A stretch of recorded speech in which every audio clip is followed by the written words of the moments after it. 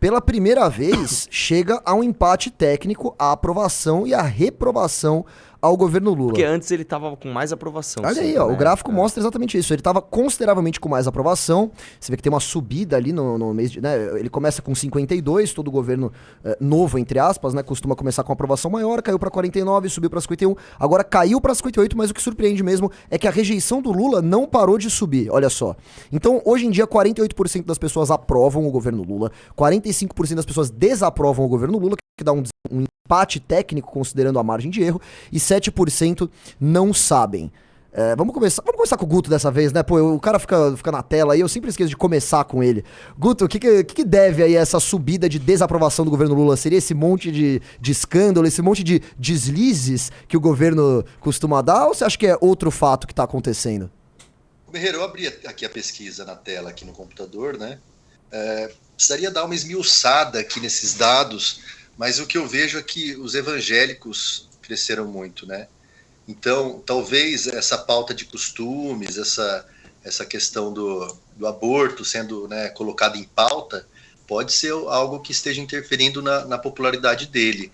Agora, eu não consigo enxergar nada em termos econômicos, né? A gente até debateu isso algumas semanas atrás, quando teve uma queda também da aprovação dele, mas eu não consigo entender se isso tem algo a ver com a questão econômica, mas olhando assim, bem de longe, eu acho que a pauta de costumes pode estar afetando o governo Lula, a aprovação dele.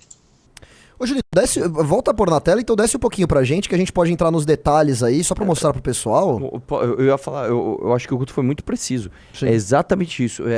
Para as pessoas, não há essa divisão entre STF, governo, é tudo meio que a mesma coisa. Então, esses caras estão querendo falar de aborto, esses caras estão querendo falar de droga, eu acho que pegou. Mas, sinceramente, eu acho que essa pesquisa ela é um pouco assim, ela diz muito pouco, cara. Eu acho que diz muito pouco, porque o brasileiro, como é um povo muito emocionado, qualquer grande acontecimento pode virar isso aí pra cima ou pra baixo assim, ó, de uma forma completamente inesperada, de acordo com a projeção dos números que a gente tá vendo aqui. Mas aí qualquer pesquisa iria dizer muito pouco, sim, né? Se você levar em consideração isso. Não, não tô metendo pau na pesquisa, eu tô falando que assim, este retrato nesse momento, não tô falando que ele é impreciso, eu tô falando que ele não diz muita coisa. Né? Porque não existem grandes acontecimentos, o governo não passou ainda as suas grandes reformas que quer passar para a gente medir o efeito disso, então é muito mais especulativo do que de fato decisivo. Vai ter o Desenrola agora também, né? O programa do governo para pagar a dívida de quem está com dívida, né? Isso pode aumentar a popularidade. É uma tentativa mesmo. Agora eu vou trazer aqui minha visão. Eu tinha me enganado uma vez no news que eu fiz, que a Amanda tava de host, ela comentou que o negócio da Shopee e tal, são alguns milhões de brasileiros que compram pela internet e essas pessoas tiveram seus hábitos de consumo profundamente alterados nesse governo, tá? São pessoas que viram a sua capacidade de compra e consumo profundamente reduzida. E não é que ela se reduziu em parte. Por exemplo, houve um aumento nos impostos relativos a esses produtos, portanto, vamos dizer, o número, a pessoa vai reduzir proporcionalmente. Aumentou o imposto 30%, tem 30% a menos de compra. Não. Foi tão impeditivo, foi praticamente dobrar o preço, que simplesmente as pessoas pararam de comprar produtos. E aí, aquela coisa, vou comprar menos, aí eu compro um produto brasileiro aqui numa loja, um produto brasileiro numa outra, e aí a pessoa refaz os hábitos de consumo dela. E isso atinge não só a autoestima delas, mas atinge a percepção de riqueza delas. A pessoa se sente mais pobre. E o governo Lula fez as pessoas se sentirem assim este ano, tá? E mais, dentro do próprio eleitorado. A curva que a gente tá vendo é uma curva de ascensão muito estável. E essa curva encontra eco em outras pesquisas como o Datafolha, que apresentam esse aumento constante, lento e gradual da rejeição do senhor Lula. Então, acho que isso está subindo para já bater coisa de 50-50. Tá?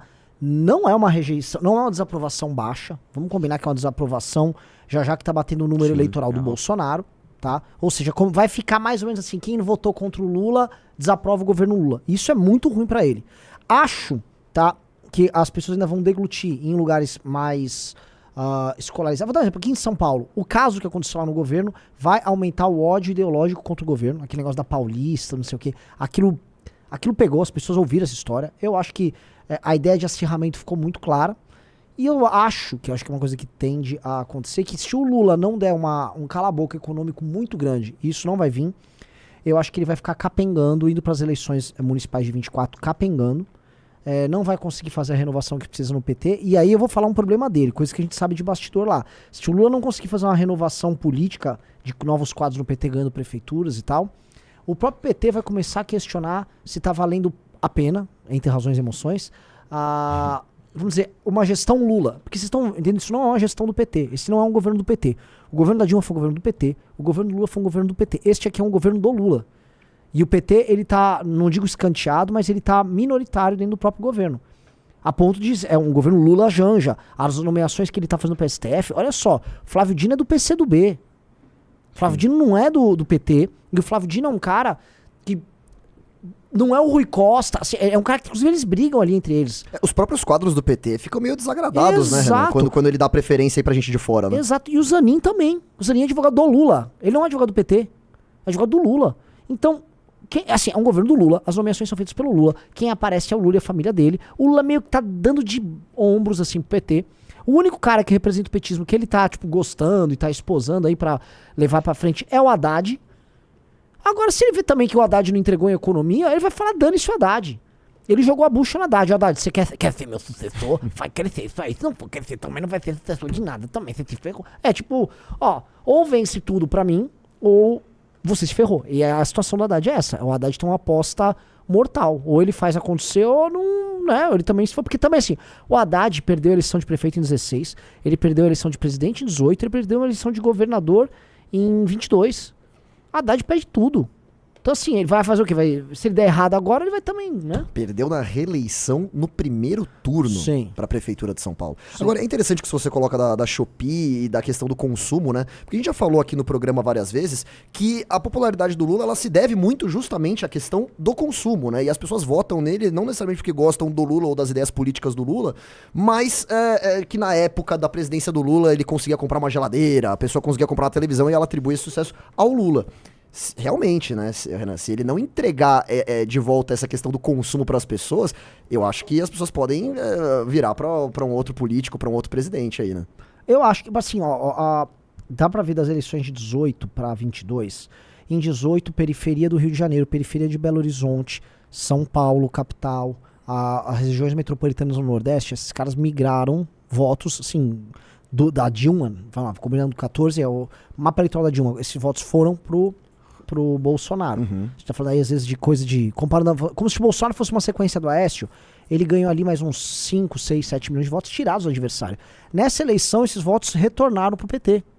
A região metropolitana de Belo Horizonte votou no PT, o PT pegou boa parte da Baixada Fluminense novamente, o PT ganhou São Paulo. Na verdade, o PT virou voto de gente que votou na direita em 2018. O PT pegou voto de gente que, tipo, impeachment e tal, teve gente que votou no Lula. Aí, como é pandemia, vários temas aí pra pegar. Mas o lance é, o Lula pode perder esses caras novamente. As pessoas estão consumindo pouco, as pessoas estão vindo... Por exemplo, quer ver outra coisa que afeta a gente não tá comentando? Disparou o número de roubos e furtos no Brasil. Sim. Disparou, assim, assassinato nem tanto, mas roubo e furto, plau, estourou. Então as pessoas estão sentindo, pô, minha renda tá depreciada, roubalheira, e aí não é feito janja. Eu tendo a achar que se tivesse uma boa liderança, aí vamos voltar pro negócio do Valdemar, se tivesse uma boa candidatura do outro lado, a gente poderia realmente ganhar a eleição. Não vai ter. Já tô cravando aqui, não vai ter. Você não vai ter nenhum candidato bom que vai surgir pra 26. Você acha que já não dá mais tempo de surgir ninguém? Não dá, porque assim, a força da direita, ela foi transformada num clube de pilantras, que é o PL. O PL é um clube de pilantras, em que o Valdemar ganha dinheiro, cargo com o próprio PT. Então, imagina, se ele é amigo do Lula. Que cara que é um presidente de partido, que é amigo do presidente que é opositor dele e ele controla a oposição. O que é o Nicolas? O Nicolas é um brinquedo que fica pulando, mas no fim do dia quem negocia é o Valdemar. Então, tipo, ser de direita é fazer uns vídeos, é isso, uma galera que faz vídeo, essa é a direita. O Zema tentou se organizar, ele que era um puxa-saco do Bolsonaro, a gente sabia que ele ia tentar se organizar, o Bolsonaro ia puxar o tapete, está tendo o tapete sendo puxado, Tarcísio não será candidato, então vai surgir um candidato bosta de direita que vai fazer seus 45% e vai perder em 2026. Arthur, o Renan colocou uma visão interessante aqui, para pensar, para mim faz bastante sentido, né, que esse governo do Lula, comparado aos governos Lula anteriores, ele é muito mais personalíssimo. Você concorda com isso que o Renan falou? E se sim, que diferença isso faz na prática? Cara, eu concordo. Eu acho que... Você quer ver uma coisa também que a gente tá comentando pouco? Outras figuras da esquerda que foram mais, vamos dizer assim, mais importantes para a eleição do Lula nesse momento, foram deixadas de lado. Quer ver um exemplo? Você pega o Janones. O Janones foi abandonado, cara. O Janones foi abandonado. Ele ajudou pra caramba o Lula. Ajudou muito o Lula. Ele desapareceu, meu. E desapareceu, velho. No máximo aparece brigando com o Nicolas, com algum deputado bolsonarista, e é isso, né? Hoje no governo Lula, no governo PT, tá muito próximo àqueles que aceitam migalhas. Você pega um cara, tipo, um caso tipo Choquei, esses caras assim, os caras ficam lá rastejando por migalhas. São os Rodrigos Constantinos do PT. Eu acho que também existe um elemento que dá pra gente explorar, né, no futuro de o Lula, por deixar muito aliado pistola no meio do caminho, dá pra ele perder essa força. E perdendo essa força. Se ele não tiver a grande... Porque assim, a grande razão de votar no Lula em 2022 pra esquerda foi acabar com o fascismo. Se eles não tiverem essa grande razão para a próxima eleição, por que tem que ser o Lula? Eu vou dar um exemplo assim, eu não acho que seja o nome da esquerda, mas se um Ciro Gomes da vida falaria, por que não eu agora? Se o fascismo já se foi. Por que tem que ser o Lula de novo? Eu tô falando do Ciro, eu não acho que ele tenha força não, tá? Mas tô falando de um outro candidato que possa aparecer. Você quer ver uma surpresa assim? Vamos puxar aqui absurdos. Brainstorm total. Guilherme Boulos, cara. Por que o Guilherme Boulos abriria a mão dele ser o protagonista da candidatura do PSOL, que poderia estourar de deputado se ele fosse candidato a presidente, se o Lula estiver lá? Por que ele vai fazer isso? Sendo que o PSOL, ele nasceu basicamente para desbancar o PT como grande partido da esquerda. 2004 isso, né? Foi 2004? Foi 2004. Caramba, esqueci o nome. É Plínio Arruda? Não era Plínio Arruda. Era Plínio... Mas não era Plínio Arruda. Esqueci o nome Agora dele. Eu não lembro sobre Saiu por conta, inclusive, da reforma da Previdência, né? O Lula, na época, falou, não, vamos fazer a reforma da era Previdência. isso mesmo, Plínio Arruda Sampaio, é isso mesmo. Vamos fazer a reforma da Previdência. E o pessoal falou, não, vamos sair porque nós estamos à esquerda do Lula, né? E Luiz Helena, certo? Você quer ver? Vou dar um exemplo, assim, de um cara irrelevante, tá? Mas já tá pistola com o governo. Jean Willis. Também, né? Depois que o Reinaldo Azevedo tirou o carguinho dele lá. Você viu que ele foi me responder? Ele falou assim, perdi o cargo, o que foi um livramento, né? Nem queria mesmo. Exatamente. Eu não tô falando que o Jean Willis vai derrubar o Lula, não é isso, mas é um sintoma, sabe? Quando você fala, pera lá, velho, como é que perdeu? É tipo assim, sabe quando o Bolsonaro perdeu a Sarah Winter? Assim, tudo bem, não tô falando que ela vai derrubar, mas o que tá acontecendo ali? Então eu acho que dá pra adicionar esse elemento. Por outro lado, né, eu acho que, e aí eu concordo um pouco com o Renan, que tá meio difícil da gente achar o nome que vai ser a oposição do Lula. Tá? Quem vai ser o outro nome? Nesse aspecto, e olha só, diferente do Renan, nesse aspecto eu ainda tenho um pouquinho mais de esperança. Eu acho que dá pra surgir alguém em cima da hora. Eu acho que isso não é impossível. A política brasileira é famosa. Como você mesmo colocou aqui no comentário anterior, ela é famosa por virar o jogo muito rápido e muito... Sim. Cara, você quer ver um exemplo? Eu conheci o Aécio Neves na época da eleição de 2014. Eu nem sabia quem era Aécio Neves. E de repente, esse é o cara... Pô, e de repente começa vídeo dele imitando, tudo bem que os tempos são outros, tal, tá.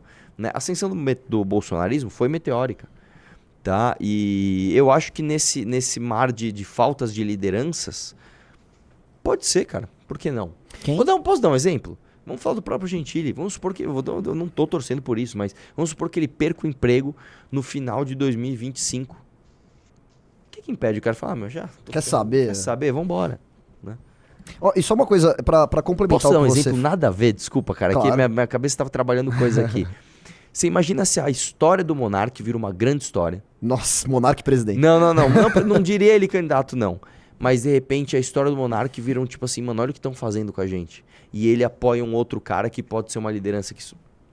A gente não sabe, cara. Assim, os como atalhos... o Nando Moura teve importância grande pro Bolsonaro. Exatamente. Quem vai dizer... Pô, o cara faz vídeo de dentro de casa, é só um roqueiro lá. Mano, ele teve uma puta importância. Né? O próprio moleque que fez o Bolsonaro 2.0... Como é que era? Bolsonaro Mito 2.0? Um negócio Bolsonaro assim. opressor. Bolsonaro opressor. Cara, a gente não sabe o que pode acontecer, cara. De repente o Alexandre de Moraes dá uma louca na cabeça dele e faz alguma coisa que fere, assim... E vira uma vicissitude a ser combatida. Não sabemos. E só pra complementar o que você falou do racha, da questão das lideranças de esquerda quererem pegar aí um eventual espólio do PT, dependendo do que acontecer, né? Vamos lembrar que na Bahia, um dos estados onde o PT é mais forte, o PSOL recentemente rompeu com o PT. Nossa, belíssimo exemplo. Pro PSOL falar, mano, bandidagem aqui tá demais. É que o negócio Passou do limite. ponto, mano. Os caras falam, cara, ó... Olha, não dá, mano. Se esse pessoal falou que lá tá demais, bicho, olha... Né? Na Bahia, que é um estado que não tá na mão do PT agora. Tá na mão do PT há 15 anos. Quer dizer, a gente tem que lembrar... Isso é uma coisa também importante de lembrar. Quando você rompe com um governo, principalmente um governo que tá há muito tempo no poder, você não rompe só com aquela pessoa. Você rompe com toda uma estrutura que está sendo feita. Vamos dar um exemplo aqui, né? Não quero fazer ilações, mas você imagina quantas indicações de tribunais do Estado não foram por causa do PT ali? Quantos promotores? É toda uma estrutura que se cria. São 16 anos de PT lá, mano, no Estado. É muito tempo. Então, o só romper com isso é tipo assim, é bater de frente com uma estrutura gigantesca, cara. Você entendeu?